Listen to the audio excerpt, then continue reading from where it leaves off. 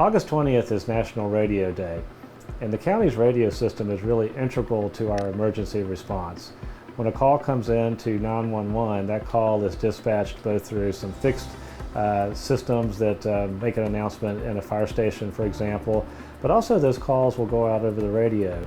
And so whether our police or fire and rescue or sheriff's office or other folks are responding to a call, they're able to keep in touch with each other through portable radios and vehicles. And that's really important to their safety and to us having a well-organized response.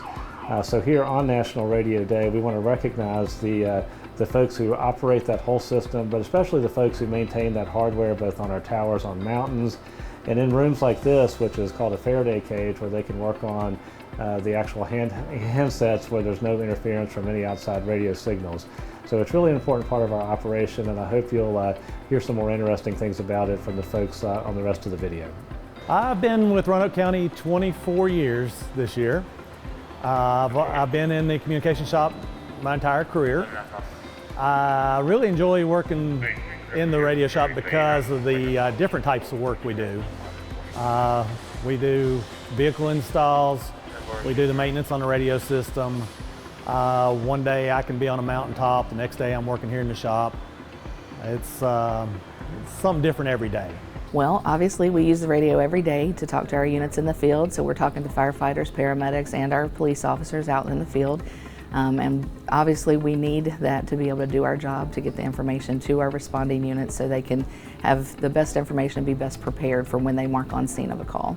So that's how we communicate with, again, with dispatch, and what they are doing for us is doing all the little things that we might not always have time to do, like mark on scene for a call, run a tag for us, run warrant checks for us, do criminal history checks, things that we may not necessarily be able to do because we're away from our computers or in an area where we don't get phone service. So they're kind of our lifeline or our anchor to being connected to everybody, so that all the other officers know where we're at too.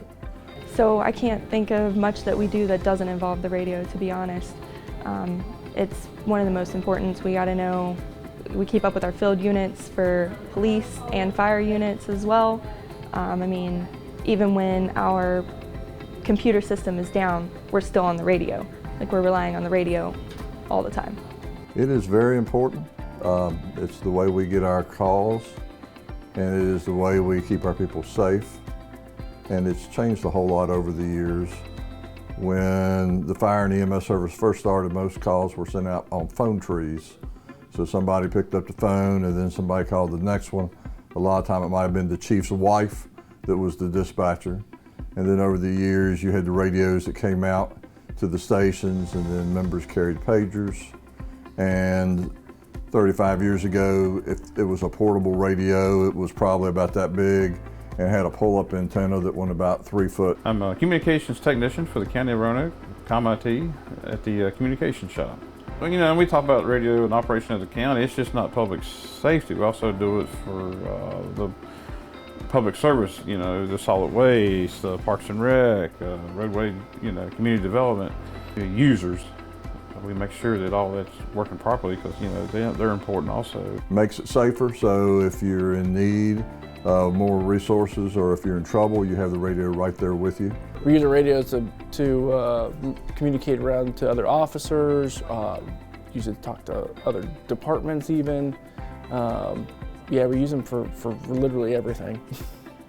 They are definitely our lifeline out there. If we don't have that, then we're in the dark. So I really hope that you enjoyed hearing from our folks that both use and maintain our radio system, and just how important it is to our public safety here in Roanoke County.